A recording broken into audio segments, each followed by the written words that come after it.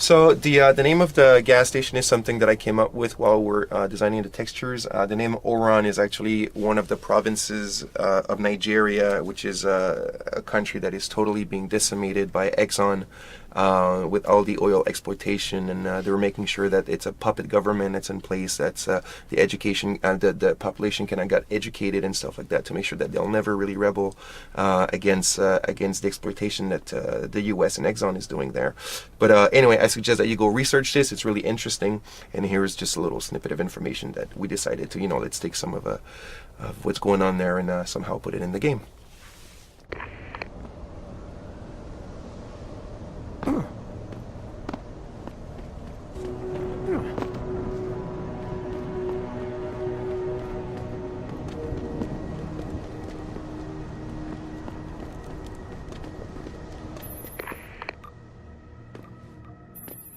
So here's the weapon merchant inside of the gas station, and the whole gas station was a very old building that we kept from all the way back from the very first vertical slice.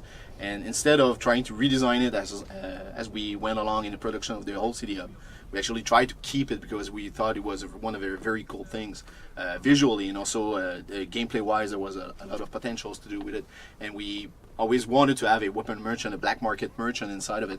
And the thing is, for us, since you work on a game, it's always you lose some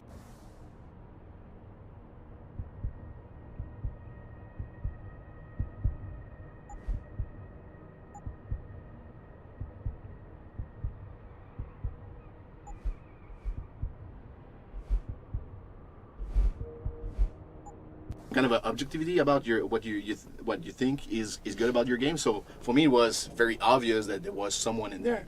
But from the playtest, almost every single playtester did not see the weapon merchant. So. But we were debating like, oh, should it be obvious or should it be hidden, and etc. etc. And we went back and forth a couple of times until we decided, okay, let's make it more. At some point, we had an icon about those guys and trying to create some kind of a Metal Gear Solid-ish type of group or something like that. And at the end, we said, fuck it.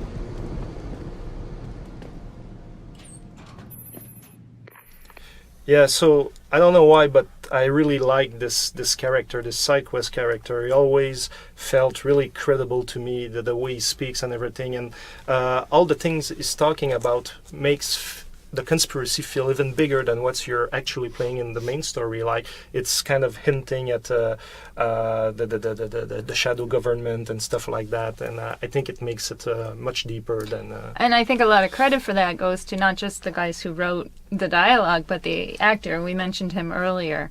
And the casting of the side quest characters was an interesting part of what we were doing, right, Steve? Yeah, it was great. We had and we'll even throw some, since we're giving credit out, we'll throw some to our voice director, Simon Peacock, who did a great job. And he often would recommend some of these characters to us when we would give him the character design, and he'd be like, oh, I know this one guy would probably nail it. And more often than not, he was right on. But I agree with what you're saying, Jeff. Like, he's one of my favorite characters, because when I saw the visual of what the character looked like, because it was one of those guys that we casted without knowing what he would look like, the voice, it was one of those rare occasions where the voice and the visual matched perfectly. And when you played it, I think that's part of the reason why it feels so credible, is that the voice looks like it would come from that character. Hello there. Well, you must be Adam Jensen.